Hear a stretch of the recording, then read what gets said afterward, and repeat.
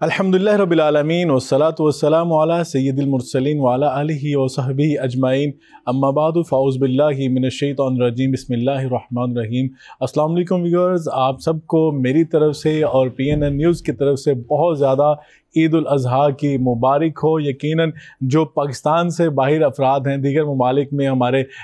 European ممالک میں اور اس طرح مشرق وسطیٰ کے ممالک میں، وہ یقیناً کل عید کر چکے ہیں، عید کی نماز پڑھ چکے ہیں، عید کا پہلا دن وہاں پہ گزر چکا ہے، آج وہاں پہ دوسرا دن ہوگا۔ تو آپ سب کو بھی بہت زیادہ عید الاضحیٰ کی مبارک ہو۔ یقیناً یہ بڑا امت مسلمہ پہ اللہ تعالیٰ کا عظیم انعام ہے، اور نبی پاک صلی اللہ علیہ وسلم کی نسبت سے یہ ہمیں خوبصورت تہوار ملا ہے خوشیاں منانے کے لیے۔ میری اللہ سے دعا ہے کہ اللہ تعالیٰ آپ کے لیے آج کا دن بڑا باعث برکت بنائے اور آپ کے لیے خوشیوں کا باعث بنائے، خوشیاں بانٹیں اور لوگوں کو اپنے ساتھ ان خوشیوں میں شریک کریں۔ یقیناً یہ بڑا میں سمجھتا ہوں کہ خوبصورت دن ہے۔ یقیناً ناظرین کرام، زندہ قومیں جو ہیں وہ اپنے تہوار بڑی گرم جوشی کے ساتھ اور جوش و خروش سے مناتی ہیں، کیونکہ یہ تہوار ہی جو ہیں یہ ایک قوم جو ہوتی ہے اس کی ثقافتی جو وحدت ہے اور قومی تشخص جو ہے اس کا شعار سمجھے جاتے ہیں۔ اور یقیناً جو عید الاضحیٰ کا دن ہے، یوم النحر ہے، 10 ذو الحجہ ہے، یہ تو اللہ رب العزت کو سب سے زیادہ محبوب دن ہے، سب سے زیادہ اللہ تعالیٰ کے ہاں فضیلت والا دن ہے۔ اور نبی کریم علیہ السلام نے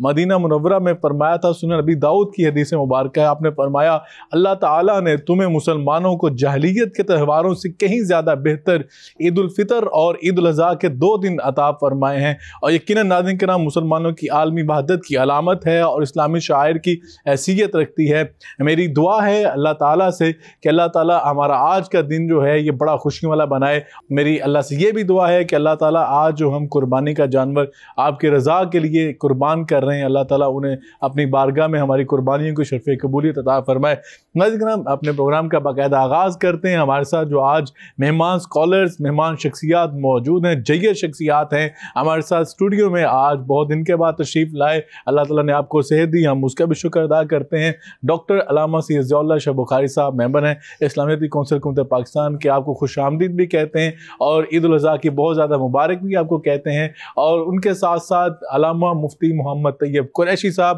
آپ چیف خطیب ہیں حکومت خیبر پختونخوا کے، اور ایک پاکستان کی عالمی تاریخی مسجد جو ہے محبت خان مسجد اس کے خطیب بھی ہیں۔ مفتی صاحب، آپ کو خوش آمدید اور آپ کو بھی عید کی بہت زیادہ مبارک ہو۔ اور یقیناً عید کا دن ہے، خوشیوں کا دن ہے، اور اسی والے سے ہم آج کی گفتگو بھی کریں گے۔ شاہ صاحب، یہ فرمائیے گا کہ عید الاضحیٰ یہ بڑا ایک اہم دن ہے، یوم النحر اللہ تعالیٰ کے ہاں بڑا فضیلت والا دن ہے، اس کی بڑی فضیلت بیان کی گئی، اور اس کے اندر جو ہے خصوصاً قربانی کا عمل جو ہے یہ بھی اللہ کو سب سے زیادہ محبوب عمل ہے۔ عید الاضحیٰ جو ہے یہ ہے کیا، اس کی فضیلت کیا ہے، اور عید الاضحیٰ جو ہے میں سمجھانا چاہوں گا یہ مسلمان تہوار مناتے کیوں ہیں؟ بسم اللہ الرحمن الرحیم۔ ڈاکٹر صاحب بخاری صاحب، میں سب سے پہلے دعا گو ہوں کہ آج آپ نے عید الاضحیٰ کے دن کی مناسبت سے اس پروگرام کا اہتمام کیا ہے۔ اللہ تعالیٰ آپ کو اور آپ کے ادارہ PNN کو بہت اجر عظیم عطا فرمائے، اور آپ کو اللہ تعالیٰ اور آپ کے ادارہ کو بہت ترقی عطا فرمائے۔ یقیناً آج ابھی آپ نے موجودہ دن کی مناسبت سے جو ابھی ابتدائی گفتگو کی، بہت میں سمجھتا ہوں علمی گفتگو تھی، اور اسی تناظر میں ابھی آپ نے جو سوال اٹھایا ہے عید الاضحیٰ کی مناسبت سے، تو اس کے حوالے سے چند میں باتیں آپ کے اور ناظرین کرام کی خدمت میں پیش کرتا ہوں۔ نبی کریم صلی اللہ علیہ وآلہ وسلم سے صحابہ کرام رضوان اللہ تعالیٰ علیہم اجمعین نے خود یہ سوال کیا تھا کہ ما حاذی الاضاحی یا رسول اللہ صلی اللہ علیہ وآلہ وسلم، قال سنت ابیکم ابراہیم علیہ السلام۔ اے اللہ کے رسول صلی اللہ علیہ وآلہ وسلم، یہ قربانیاں ہیں کیا ہے جو ہم عید کہتے ہیں، خوشی کا دن، اور الاضحیٰ یہ قربانی کو کہتے ہیں، قربانی کی عید، یعنی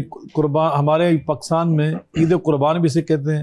اور عید قربانی کی عید بھی کہتے ہیں۔ تو یہ قربانیاں ہیں کیا؟ صحابہ کرام رضوان اللہ علیہ اجمعین نے پوچھا تھا،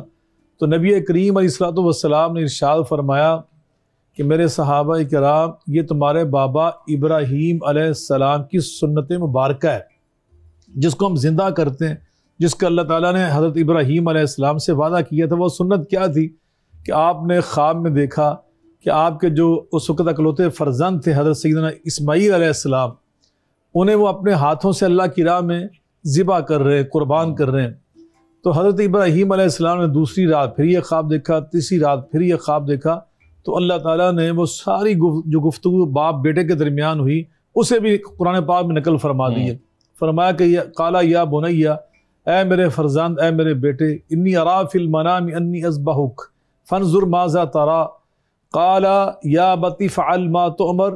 ستجدنی ان شاء اللہ من الصابرین۔ سبحان اللہ۔ فلما اسلم وتلہ للجبین ونادینہ ان یا ابراہیم قد صدقت الرؤیا انا کذلک نجزی المحسنین۔ اور آگے فرمایا وترکنا علیہ فی الآخرین۔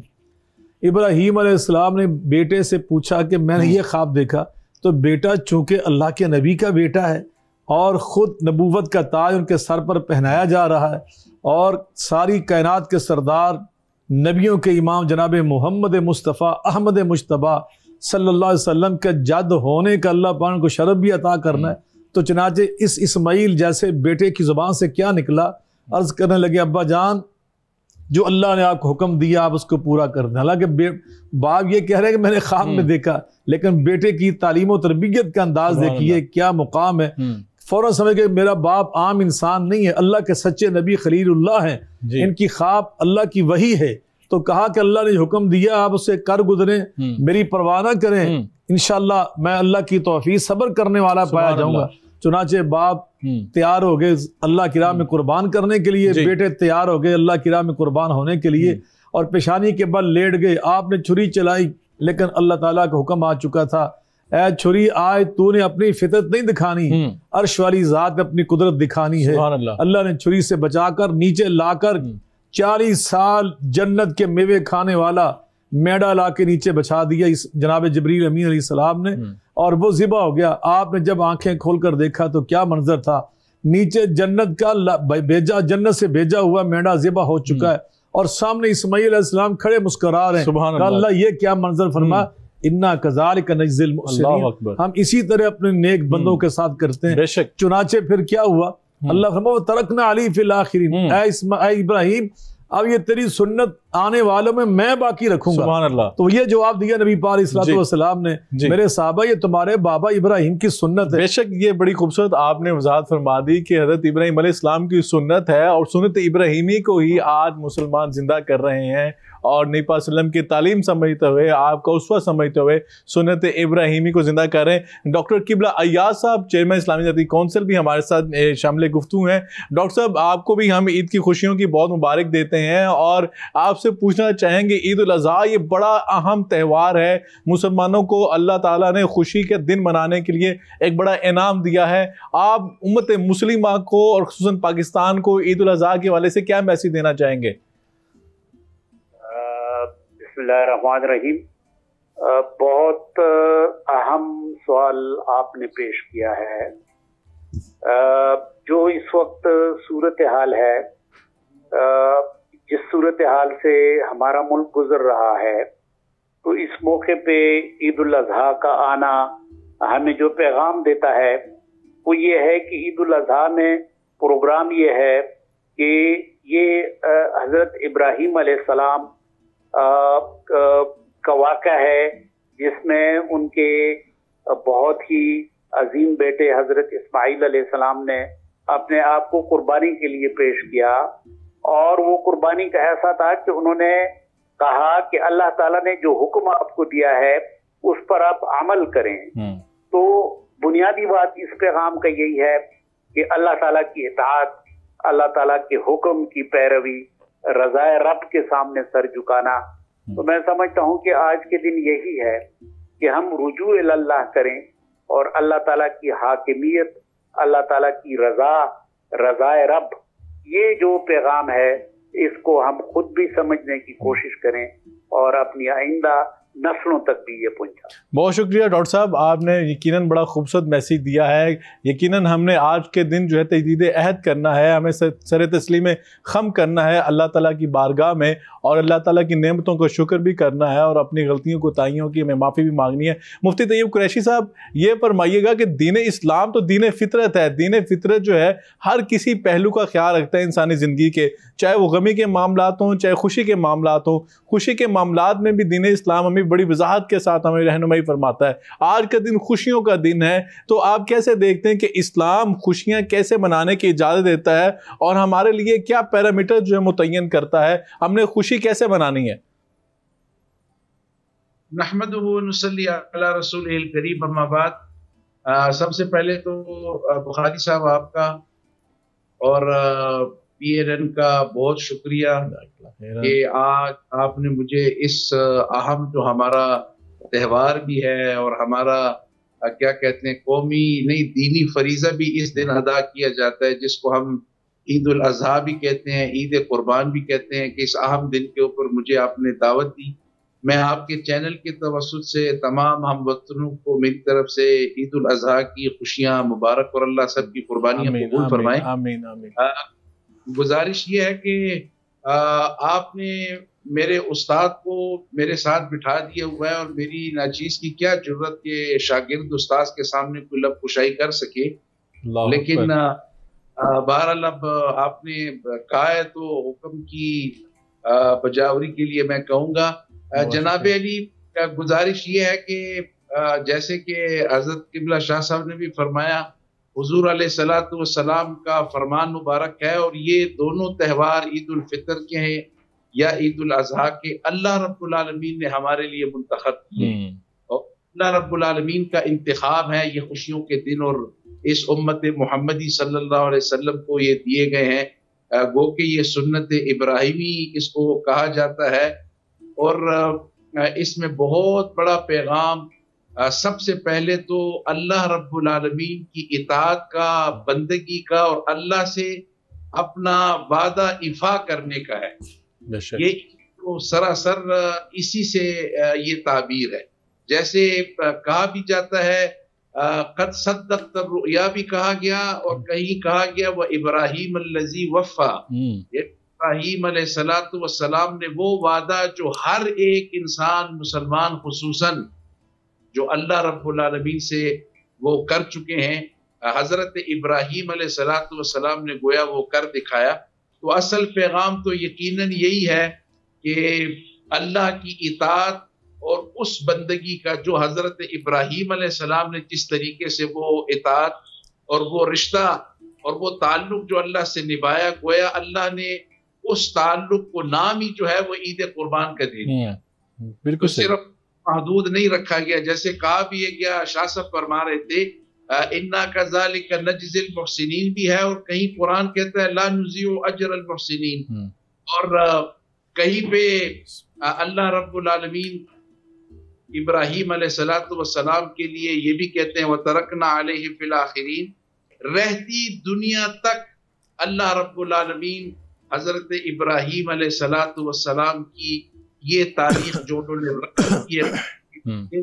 تو اس کو یاد رکھا جائے گا، اور اللہ اس کو قائم رکھیں گے۔ تو ان کا تو یقیناً جیسے قبلہ صاحب فرما رہے تھے، ہمارے جو حالات چل رہے ہیں اس تناظر میں بھی، اور ویسے ہی بحیثیت مسلمان یہ انتہائی خوشی کا دن ہے اور قربانی کا دن ہے۔ آس پاس بھی دیکھیں، پڑوسیوں کو بھی دیکھیں، مساکین کو بھی دیکھیں، اور خوشیاں بانٹیں، اور اللہ رب العالمین کا شکر ادا کریں کہ اللہ نے ہمیں یہ دن نصیب کیا، یہ تہوار اللہ نے ہمارے لیے منتخب کیے۔ تو میرا خیال ہے کہ جتنے غم پریشانیاں ہیں ان کو بھول جائیں، اپنے لیے بھی کریں اور اس ملک کے لیے بھی کریں، کہ اللہ رب العالمین اس عید کے صدقے، اس قربانی کے صدقے اللہ کرے پاکستان پھلے پھولے، پاکستان میں امن ہو، اتفاق ہو۔ آمین آمین آمین۔ بہت شکریہ مفتی صاحب، یقیناً آپ نے بڑی خوبصورت بات فرمائی کہ ہمیں تو آج دعاؤں کا بھی اہتمام کرنا ہے۔ مسلمان کا تو شیوا یہ ہے، وہ تو خوشیوں میں بھی اپنے رب کو نہیں بھولتے، وہ خوشی کے حالت میں بھی اپنے رب کے سامنے فریاد کرتے رہتے ہیں، اس کا شکر ادا کرتے رہتے ہیں۔ شاہ صاحب یہ فرمائیے گا کہ عید الاضحیٰ کا دن ہو اور نبی پاک صلی اللہ علیہ وسلم کی سیرت طیبہ ہو، آپ کی سیرت طیبہ کو تو ہر چیپٹر جو ہے ہماری زندگی کے ہر پہلو میں، ہر موڑ پہ ہماری رہنمائی کرتا ہے۔ تو جب عید الاضحیٰ کا دن آتا تھا، نبی پاک صلی اللہ علیہ وسلم کے کیا معمولات ہوتے تھے؟ آپ کیسے عید الاضحیٰ کا دن گزارتے اور تینوں ایام کا خصوصی کیسے اہتمام فرماتے؟ بہت خوبصورت سوال ہے۔ میں سمجھتا ہوں آج کی گفتگو کی مناسبت سے بلا شبہ حضور نبی کریم رؤوف الرحیم صلی اللہ علیہ وآلہ وسلم کی ذات مبارکہ آپ کا ہر عمل جو تھا وہ ہمارے لیے اللہ پاک نے بہترین نمونہ قرار دیا ہے۔ بے شک اللہ تعالیٰ خود ارشاد فرماتے ہیں لَقَدْ كَانَ لَكُمْ فِي رَسُولِ اللَّهِ أُسْوَةٌ حَسَنَةٌ لِمَنْ كَانَ يَرْجُو اللَّهَ وَالْيَوْمَ الْآخِرَ وَذَكَرَ اللَّهَ كَثِيرًا۔ میرے محبوب صلی اللہ علیہ وآلہ وسلم کا ہر عمل تمہارے لیے بہترین نمونہ۔ تو یقیناً آپ کی زندگی اتنی جامع تھی، اتنی باکمال تھی کہ زندگی کے ہر شعبے کے لیے وہاں پر وافر تعلیمات اور ہدایات اور رہنمائی اور اسوہ اور نمونہ موجود ہے۔ جی عید الاضحیٰ کی مناسبت سے جیسے آپ فرما رہے ہیں، آپ کا معمول مبارک کیا تھا؟ آپ نماز فجر خود بطور امام ادا کرتے مسجد نبوی میں، اور اس کے بعد غسل فرماتے عید کے لیے، پھر آپ خوشبو استعمال فرماتے، بہترین لباس زیب تن فرماتے، پھر اس کے بعد آپ عیدگاہ کے لیے، چونکہ نبی پاک صلی اللہ علیہ وسلم مسجد نبوی کی بجائے باہر جا کر آپ نے بارش کی بجائے، جب بارش نہیں ہوتی تھی موسم ٹھیک ہوتا تھا تو آپ کھلے میدان میں جا کر عیدگاہ میں جا کر نماز عید پڑھتے تھے۔ یہ آپ کی سنت مبارکہ تھی۔ جس راستے سے آپ تشریف لے کر جاتے واپسی پر راستہ بدل کر آتے، یہ بھی آپ کی سنت مبارکہ ہے۔ اور تکبیرات بلند کرتے ہوئے جاتے، صحابہ کرام رضوان اللہ علیہم اجمعین وہ بھی ساتھ ساتھ تکبیرات کو بلند کرتے، پورا مدینہ منورہ اللہ کی کبریائی سے گونج اٹھتا، اور آپ اس طرح بالکل اول ٹائم میں جا کر جیسے ہی سورج طلوع ہوتا آپ عیدگاہ میں تشریف لے جاتے، اور عیدگاہ میں ایک حصہ خواتین کے لیے مخصوص کیا جاتا تھا جی، اور آپ اس کی بڑی تاکید فرماتے تھے کہ تمام خواتین، حتیٰ کہ جن بیٹیوں نے بہنوں نے نماز نہ بھی پڑھنا ہو وہ بھی وہاں پر آئیں تاکہ وہ اجتماعی دعا میں شریک ہو جائے۔ تو وہاں پر آپ نماز بھی پڑھاتے، خطبہ بھی ارشاد فرماتے، اس میں واضح ارشاد ہوتا، ہدایات ہوتی، رہنمائی ہوتی، حقوق اللہ کا ذکر ہوتا، حقوق العباد کا ذکر ہوتا، اور جو ہماری دینی اور ہماری معاشرتی ذمہ داریاں ہیں ان سے آگاہ کیا جاتا۔ پھر آپ وہاں سے دعا فرماتے، دعا اجتماعی دعا، جس دعا کے اندر تمام امت کے لیے بلائی کی دعائیں ہوتی تھی، دو جہانوں کے لیے بلائی کی دعائیں ہوتی تھی، جی، اور ریاست مدینہ کے لیے دعائیں ہوتی تھی، امت کے لیے انسانیت کی بلائی کی دعائیں ہوتی تھی، وہ دعائیں مانگی جاتی۔ اور پھر اس کے بعد نبی کریم علیہ الصلوۃ والسلام صحابہ کرام کے ساتھ ملاقات ہوتی، لوگ بڑے احترام سے ملتے جلتے۔ اور یاد رکھیے یہ آپ کا جو طرز عمل ہمیں کیا بتا رہا ہے کہ آپ نے انتہائی خوشی کے موقع پر بھی سر نماز عید کی شکل میں اللہ کے سامنے جھکا کر، اللہ کی بارگاہ میں ہاتھ باندھ کر کھڑا ہونا سکھا کر، اللہ کے سامنے ہاتھ پھیلا کر دعائیں مانگنا سکھا کر ہمیں کیا بتایا کہ ایک مومن کی زندگی کیسی ہوتی ہے۔ ان صلاتی و نسکی و محیای و مماتی للہ رب العالمین، کہ میری زندگی کا مقصد تیرے دین کی سرفرازی، بالکل صحیح، میں اسی لیے مسلمان، میں اسی لیے نمازی، مسلمان کا دکھ سکھ سب اللہ کے لیے، بالکل ایسے پوری زندگی کا ہر عمل اللہ کے لیے، ہر موقع پہ ہی اپنے رب کو یاد رکھتا ہے اور اپنے رب کے سامنے ہی اپنی جبین کو جھکاتا ہے، اور یہی سنت ابراہیمی ہے، سنت رسول اللہ صلی اللہ علیہ وسلم ہے۔ ہمیں آج کے دن تجدید عہد کرنا ہوگا کہ اللہ تعالیٰ اگر تو نے ہم پہ کرم کیا ہے، ہم نے تیری رحمت کے ساتھ، تیری توفیق کے ساتھ آج کا دن دیکھا ہے، اور تو نے توفیق دی، ہم نے تیرے دیے رزق حلال میں سے ہم نے یہ قربانی کی ہے، ہمیں یہ بھی ساتھ دعا کرنی ہے اللہ تعالیٰ اس کی قربانی کی جو حقیقی تقاضے ہیں اس کو بجا لانے کی توفیق عطا فرما دے۔ ناظرین کرام، گفتگو کا سلسلہ جاری رہے گا، یہاں پہ ٹائم اور شارٹ بریک کا، بریک کے بعد آ کے یہیں سے گفتگو کا دوبارہ آغاز کرتے ہیں، ہمارے ساتھ رہیے گا۔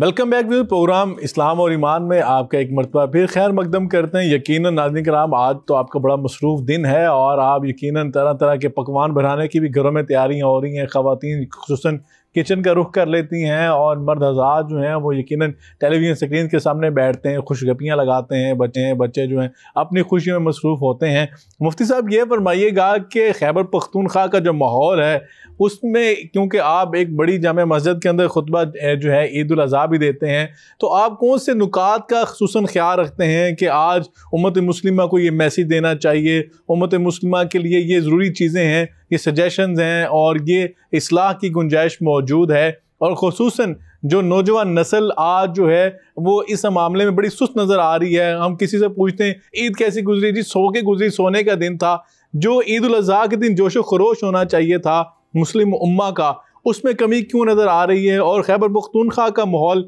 اس حوالے سے کیا نظر آتا ہے آپ کو؟ بخاری صاحب، یہاں تو الحمدللہ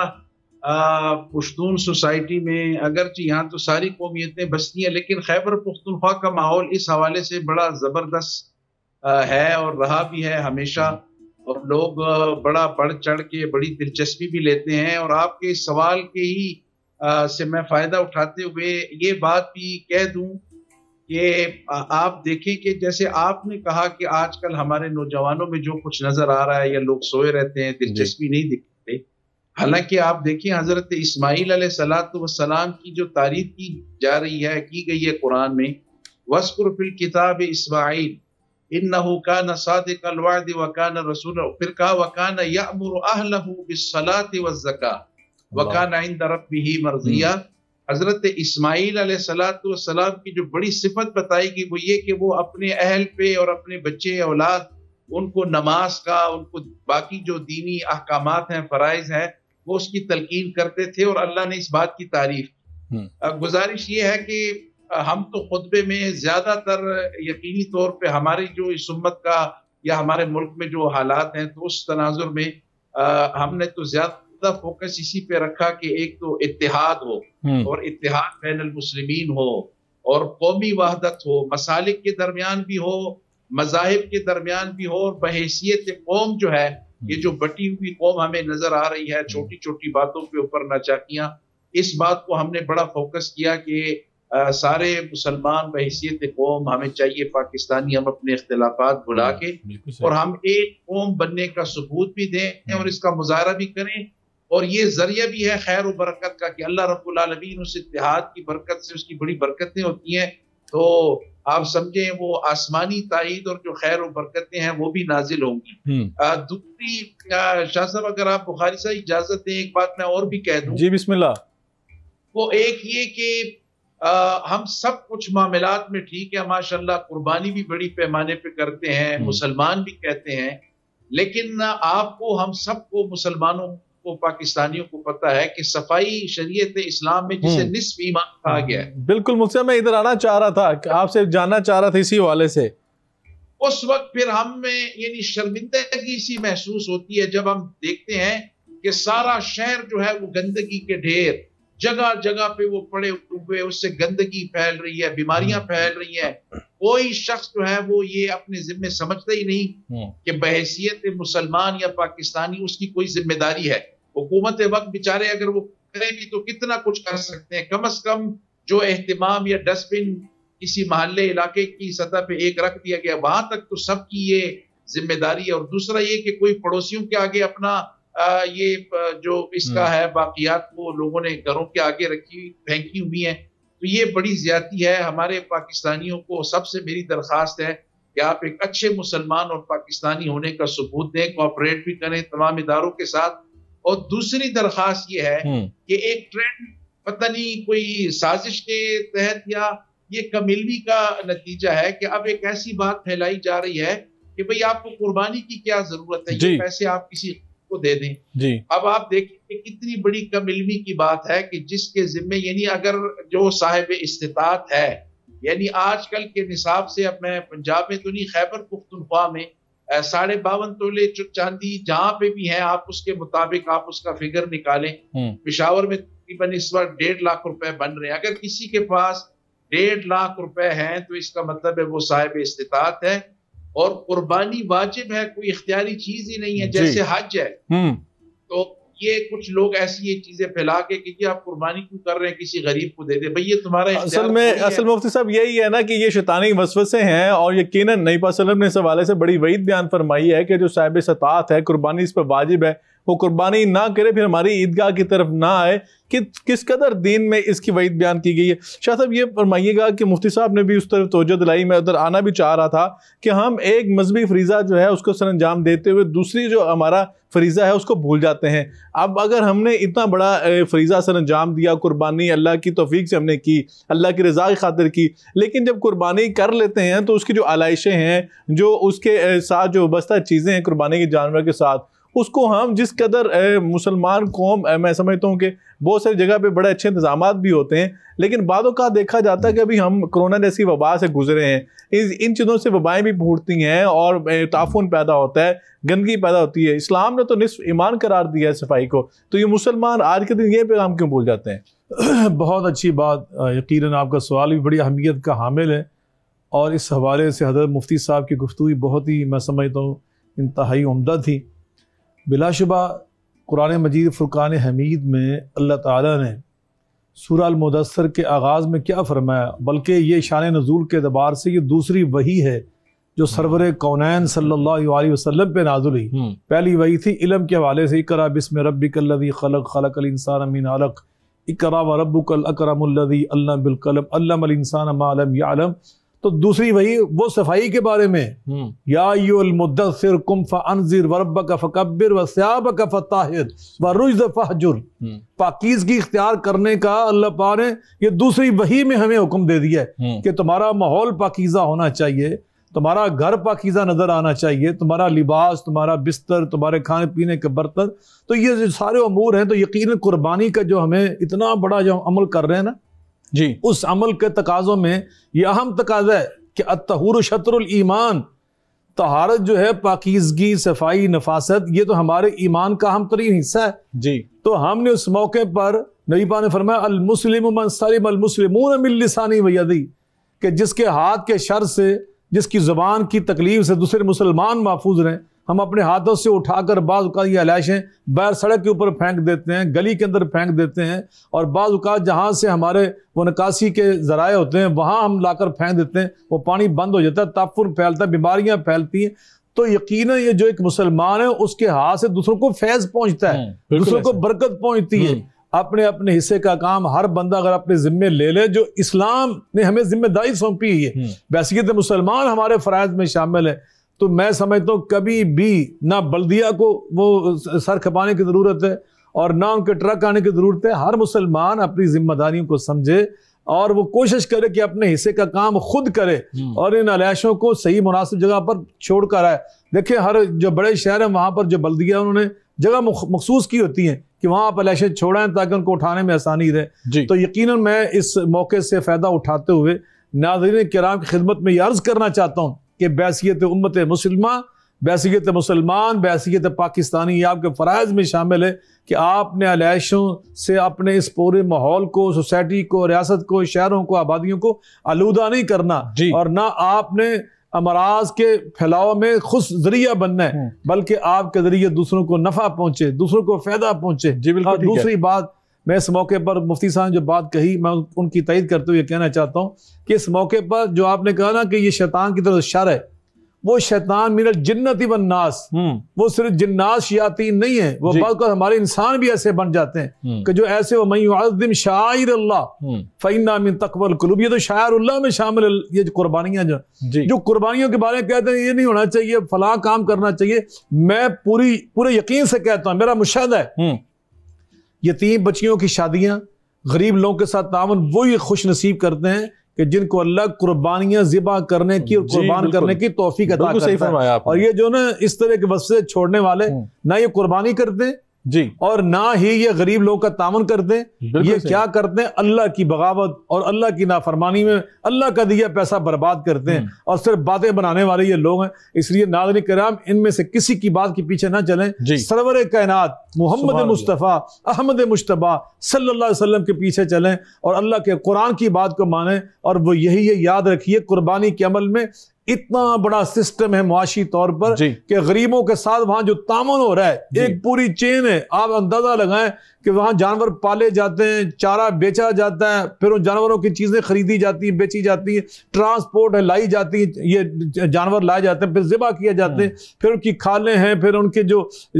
دیگر چیزیں، تو یہ ایک لمبا سلسلہ ہے، یہ اللہ تعالیٰ نے ایک نظام بنایا ہوا ہے۔ بالکل ایک بہت بڑا سرکل ہے شاہ صاحب، جس میں دیکھیں بہت سارے لوگ بائر ہیں، سیلرز ہیں، پھر اس کے علاوہ کساب ہیں، اس کے اندر وہ جو اس کا چمڑا ہے، کھال ہے، اس سے کتنے آگے کاروبار وہ بستا ہے اور کتنے مزدور لوگوں کے اس سے جو روزگار وہ بستا ہے۔ مفتی صاحب یہ فرمائیں کہ اگر ہم بات کریں قربانی کے جانور کے گوشت کی، تو اس کے حوالے سے ہم ایسا کرتے ہیں کہ ہمارا ایک عجیب سا ایک وتیرہ بن چکا ہے کہ ہم تو اپنے ڈیپ فریزر میں وہ گوشت بچا لیتے ہیں کہ اسے ہم پلاؤ بنائیں گے، اسے ہم جناب کڑھائی بنائیں گے، اسے طرح طرح کی ڈشوں کے والے سے باکس بنا کے اوپر لکھ دیا جاتا ہے یہ فلاں فلاں حصے کا گوشت ہم نے رکھ لیا، لیکن جو تقسیم کرنے کی باری آتی ہے تو ہم وہ جو بچا کچا رہتا ہے وہ اس کو تقسیم کر دیتے ہیں۔ دوسری چیز یہاں پہ جو ہماری روایات بن چکی ہیں عجیب قسم کی کہ جس کے گھر سے کوئی گوشت آیا اس کی پلیٹ جو ہے وہ گوشت رکھ لیا، اسی گھر دوبارہ بھیج دیا گوشت جو جہاں سے آیا۔ تو اصل جو قربانی کا گوشت جو تھا اس کو تقسیم کرنے کا اور لوگوں کو خوشیوں میں شریک کرنے کا جو اصل مقصد تھا وہ ہم بھلا تو نہیں بیٹھے؟ جی یقیناً بڑے دکھ کے ساتھ یہ کہنا پڑتا ہے کہ یہ حقیقت ہے کہ یہ رواج یہ ہمارے کلچر کا حصہ بن چکا ہے۔ اب آپ دیکھیں نا، امیر کو کھلا رہے ہیں۔ عجیب بات تو یہ ہے کہ جو اس میں جو صدقے والا پہلو ہے، اور اصل تو قربانی کا مقصد بھی یہ ہے اللہ کو تو سوائے اس کے کہ وہ ایک اچھی نیت ہو اور اس کی رضا کے لیے کی گئی ہو۔ لن ینال اللہ لحومها ولا دماؤها ولکن ینالہ التقوی منکم۔ تو بھئی اگر یہ گوشت ہی مقصد ہوتا تو پھر تو یہ تصور ہی نہ ہوتا۔ اللہ نے تو صرف وہ نیت دیکھنی ہے، وہ اخلاص دیکھنا ہے، اور جو اس قربانی کا مقصد ہے وہ دیکھنا ہے۔ تو اصل مقصد عیدوں کا آپ دیکھیں، چھوٹی عید میں جب ہم ہوتا ہے رمضان میں تو ہمیں صدقہ فطر کے لیے تلقین کی جاتی ہے کہ بھئی غریب کی فکر کرو، اس کو بھی عید کی خوشیوں میں شامل کرو۔ اور بڑی عید میں جو بقرہ عید ہے اس میں بھی تصور عید قربان میں اس کو نام ہی قربانی کا دیا گیا ہے۔ جی تو اصل میں ابراہیم علیہ السلام کا تصور قربانی بھی دیکھیں، ان کی ساری سیرت دیکھیں تو ساری اسی سے تعبیر ہے۔ تو یہ یقیناً ہمارے ہاں ایک بہت بڑا کمزوری والا پہلو ہے، اور یہی وجہ ہے کہ رزق کی تنگی یا کچھ پریشانیاں ایسی ہیں جس کو ہم کہا جاتا ہے، ہم جس کی کوئی وجہ معلوم ہوتی۔ میرا خیال ہے یہی وجوہات ہیں کہ لوگ صدقے میں اور خیرات میں جو ہے یہ بخل سے کام لیتے ہیں۔ اور آپ دیکھیں انفقوا من طیبات ما کسبتم، تو ہمارے ہاں جو آپ نے فرمایا یہ طریقہ بھی ہے کہ وہ چیزیں جو بچی کچی ہوتی ہیں جو خود نہیں کھاتے تو پھر کو دینے کا کہا جاتا ہے۔ حالانکہ آپ صلی اللہ علیہ وسلم کی حدیث مبارک ہے کہ اگر آپ شوربہ بنائیں، سالن بنائیں تو اس میں پانی رکھیں، یعنی کچھ پانی ملا دیں، اور دیکھیں آپ اپنے پڑوسیوں کا اور آس پاس کے لوگوں کا خیال رکھیں۔ یہاں تک کہ حدیث مبارک میں آتا ہے کہ آپ صلی اللہ علیہ وسلم کے لیے گھر میں گوشت رکھا گیا، کوئی لایا تھا آپ کے لیے ہدیتاً، تو آپ صلی اللہ علیہ وسلم آئے اور آپ کو وہ گوشت پیش کیا گیا تو اس کی رنگت میں تغیر آ چکا تھا۔ آپ صلی اللہ علیہ وسلم بڑے فکر مند ہوئے اور پوچھا بیوی سے کہ بھئی یہ کیا وجہ، یہ کیسا گوشت آپ نے لا کے مجھے دے دیا ہے؟ تو انہوں نے کہا یا رسول اللہ صلی اللہ علیہ وسلم بالکل ٹھیک تھا اور آپ کے لیے رکھا تھا۔ آپ صلی اللہ علیہ وسلم نے کہا کیا میرے سے پہلے کوئی آیا تھا؟ کسی نے دستک کی تھی؟ انہوں نے کہا یا رسول اللہ صلی اللہ علیہ وسلم کوئی آیا تھا، کوئی غریب مسکین تھا، لیکن ہمارے پاس تو کچھ نہیں تھا، یہ تو گھر کا بنا ہوا نہیں بلکہ آپ کا ہدیہ آپ کے لیے آیا ہوا تھا، ہم نے آپ کے لیے رکھا تھا۔ تو دیکھیں آپ صلی اللہ علیہ وسلم اپنے گھر کے رزق اور خوراک کے متعلق کہتے ہیں کہ آپ نے اس غریب اور مسکین کا نہیں پوچھا تو آپ نے اس کو ویسے ہی لوٹا دیا، تو اللہ ناراض ہو گئے، اور دیکھیں اس رزق میں تغیر اور تبدیلی آ گئی۔ بالکل صحیح ہے، بالکل آپ نے صحیح جا سکتا ہے کہ جی ہمارا رویہ اس معاملے میں کیا ہونا چاہیے۔ جی بالکل ٹھیک ہے، بہت بہت شکریہ شاہ صاحب۔ یہ فرمائیں کہ ابھی ہم نے دیکھا گزشتہ دنوں میں ایک بہت بڑا حادثہ یونان کے اندر، آپ نے دیکھا کہ کئی کشتی کے اندر پاکستانی جو ہیں 300 یا 350 کے قریب پاکستانی نوجوان جو ہیں لقمہ اجل بنے ہیں اس بڑے سانے کے اندر۔ یقیناً پاکستان کی قوم کے لیے اور پوری ریاست مملکت کے لیے یہ ایک بڑا سانحہ اور صدمہ ہے۔ آپ کیا اس حوالے سے آج میسیج دینا چاہیں گے کہ وہ خاندان جو ہیں وہ یقیناً کرب کے اندر، دکھ درد کے اندر جو مبتلا ہیں، ہمیں ان کے ساتھ کیسے اظہار ہمدردی اور اظہار یکجہتی کرنا ہے؟ بلا شبہ عید کی خوشیوں میں ہمیں ان کو یاد رکھنا چاہیے جو ان کے لواحقین ہیں، ان کے ورثاء ہیں، صدمے سے دوچار ہیں، بلکہ پوری سچی بات ہماری پاکستانی قوم اس وقت اس صدمے سے دوچار ہے۔ تو ہمیں عید کی ان خوشیوں میں ان کو ضرور یاد رکھنا چاہیے، ان کا اطمینان کا باعث بننا چاہیے، ان کو دلاسا دینا چاہیے، حوصلہ دینا چاہیے۔ لیکن اس کے ساتھ ساتھ میں اپنے نوجوانوں سے ایک بات کہنا چاہتا ہوں کہ میں اپنے ان عزیز نوجوانوں سے یہ گزارش کرنا چاہتا ہوں کہ آپ قوانین کی پابندی کریں، کبھی کوئی ایسا راستہ اختیار نہ کریں کہ جو راستہ قانون کے خلاف ہو، اور جو ہمارے امیگریشن اصول ہیں، ضوابط ہیں، دوسرے ممالک کے ساتھ جو ہمارے معاہدات ہیں، آپ ان سب کی پاسداری کریں۔ رزق کے معاملات اللہ کے ہاتھ میں، بے شک آپ روکھا سوکھا کھا لیں، آپ بالکل میں سمجھتا ہوں کہ محدود وسائل کے اندر اپنی زندگی بسر کریں، آپ محنت مزدوری اپنے ملک کے اندر کر لیں، اللہ آپ کو کبھی بھوکا نہیں رہنے دے گا، لیکن کبھی ایسا راستہ نہ اپنائیں ایسے ظالموں کے اکسانے پر اور ان کے پھسلانے اور بہلانے پر کہ جو بالآخر آپ کو لے جا کر بے یار و مددگار چھوڑ دیتے ہیں، اور میں سمجھتا ہوں آپ سے قانون کی خلاف ورزی کروا کر اور اس طرح آپ بے رحم آپ سمندر کی موجوں کے آپ حوالے کر دیے جاتے ہیں۔ تو آپ اپنے قرآن پاک میں اللہ فرماتے ہیں وَلَا تُلْقُوا بِأَيْدِيكُمْ إِلَى التَّهْلُكَةِ، اپنے آپ کو آپ ہلاکت میں نہیں ڈالنا چاہیے۔ مسلمان کو ایک زیرک، سمجھدار اور دانا ہونا چاہیے۔ دوسرے ممالک کے جو قوانین ہیں، جو ہمارے حلیم ممالک ہیں، ہمیں ان کا احترام کرنا چاہیے، ان کی پاسداری کرنا چاہیے۔ اگر آپ کو جینوین طریقے سے ویزا ملتا ہے وہاں پر اور ورک کا پرمٹ ملتا ہے تو پھر ضرور جائیے، اچھے طریقے سے جا کر باوقار انداز سے جا کر مزدوری کیجیے، اپنے ملک کا نام روشن کیجیے، رزق حلال کمائیے۔ اگر اس کے علاوہ کوئی آپ کو قانون کی خلاف ورزی کرتے ہوئے اس طرح دوسروں کے بارڈر کراس کروانے کی کوشش کرتا ہے تو یہ بالکل حرام ہے، اسلام کے نقطہ نظر سے یہ جائز نہیں ہے۔ تو ایسا جانا ہی بالکل غلط ہے، اور پھر اس کا نتیجہ بھی یقیناً غلط ہے۔ تو میں اس موقع پر اپنے عزیز نوجوانوں سے کہنا چاہتا ہوں، صبر کیجئے، اطمینان رکھیے، اللہ پاک رازق ہیں، انشاءاللہ الرحمن وہ کبھی اللہ کو بھوکا نہیں رہنے دے گا۔ جو آپ وہاں جا کے محنت مزدوری کرتے ہیں، مشقت اٹھاتے ہیں، اگر آپ اس کا نصب بھی پاکستان میں کرنا شروع کر دیں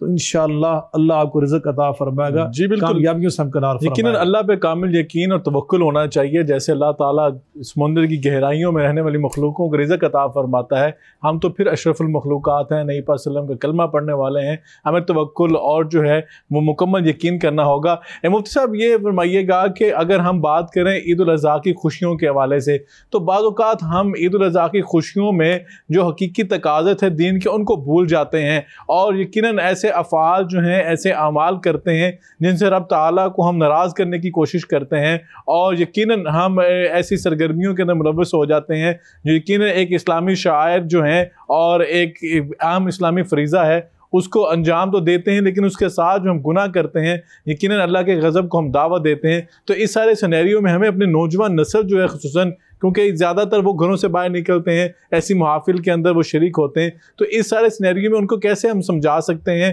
کیسے ان ساری چیزوں سے ہم بچا سکتے ہیں؟ بخاری صاحب، ایک تو میں اس سوال میں ایک یہ بات بھی کہنا ضروری سمجھتا ہوں، چونکہ خیبر پختونخوا کے ماحول کے حوالے سے جو بڑا افسوسناک ہے کہ یہاں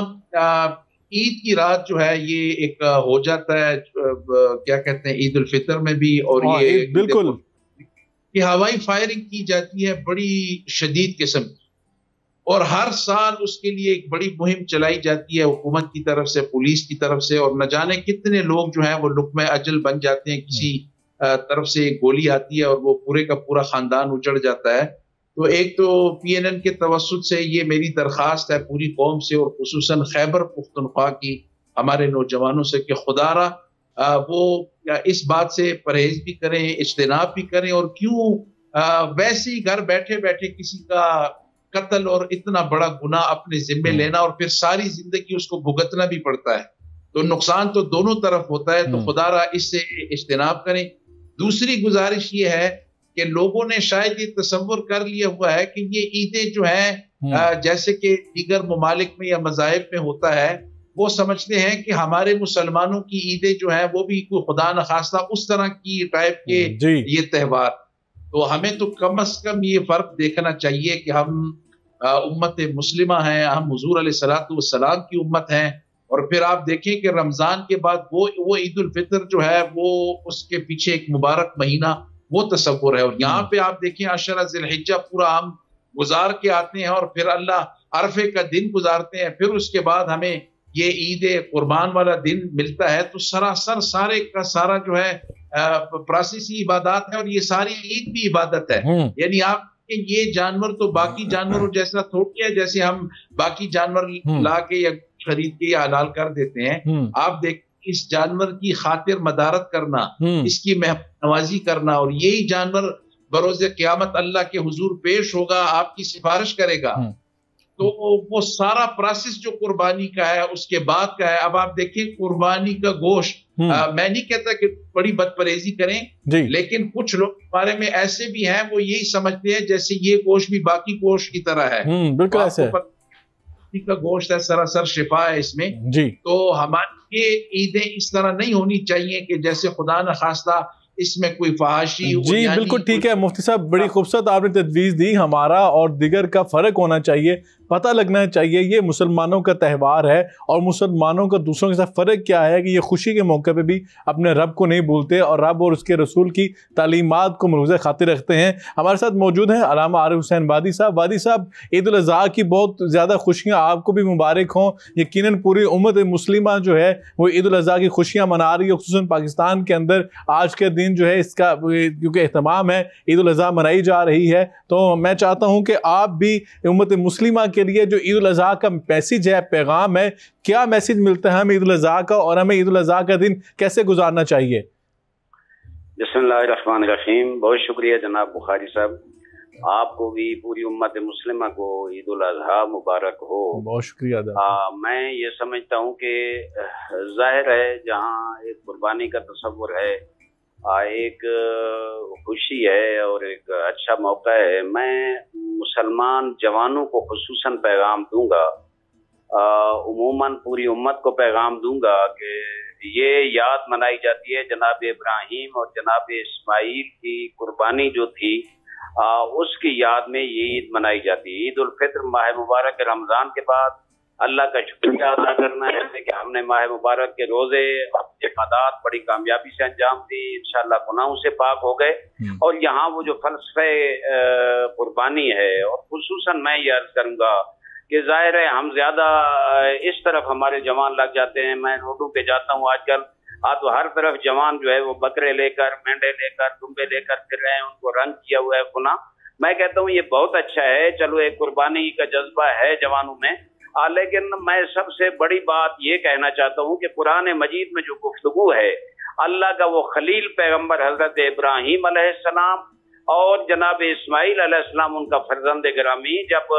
हुक्म हुआ बेटे को ज़िबा करने का, और जनाब इब्राहीम का बहुत बड़ा इम्तिहान था, और सिर्फ जनाब इब्राहीम का नहीं जनाब इस्माइल का भी बहुत बड़ा जवाब है। और वो जो गुफ्तगू है कुरान मजीद में, मैं ये समझता हूँ कि उस गुफ्तगू पे हमें सबसे ज्यादा तवज्जो देनी चाहिए। कितने अजीम थे वो बाप, कितने अजीम थे वो बेटे, और कितनी अजीम थी वो कुर्बानी। और वो फलसफा क्या है, अल्लाह के हुक्म की इताअत किस तरह है, अल्लाह के हुक्म के आगे सर तस्लीम खम किस तरह करना है। जनाब इब्राहीम ने किस तरह किया, और फिर जनाब इस्माइल ने जो जवाब दिया, वो अल्लाह की रजा पे राजी, यानी अल्लाह की तरफ से जो हुक्म है, खा मेरी गर्दन काटने का हुक्म है, लेकिन मैं अल्लाह के हुक्म के आगे सर तस्लीम खम करता हूँ। असल ईद पे उम्मत मुस्लिमा के लिए वो पैगाम है कि अल्लाह की इताअत, अल्लाह के हुक्म के आगे सरनगूनी। और ये जिंदगी सारी जो है मैंने इस ईद पे आहद करनी है कि अल्लाह जो तेरा हुक्म होगा, मेरा सर तस्लीम जनाब इब्राहीम और जनाब इस्माइल की तरह तेरे सामने खम होगा और सरनगू होगा, और तेरी इताअत से मैं सर पेची नहीं करूंगा। और ये जो कुर्बानी है इसमें भी यही पैगाम है कि चूंकि जनाब इस्माइल को अल्लाह की जात ने बचा लिया था, उसकी जगह पे दुम्बा मेंढा आ गया था, वो कुर्बान हो गया था। तो हम भी वो दुम्बा कुर्बान करके या बकरा या जो भी हैवान है उन्हें कुर्बान करके हमने भी ये पैगाम देना है कि हम भी अल्लाह की इताअत के लिए, अल्लाह के हुक्म पे हर किस्म की कुर्बानी के लिए तैयार हैं। मैं यहाँ ये पैगाम दूंगा कि ठीक है ईद भी मनाएं, खुशियां भी हैं, कुर्बानियां भी करें, गरीबों, यतीमों, मिस्किनों, फुकरा का ख्याल भी रखना है। वो लोग जो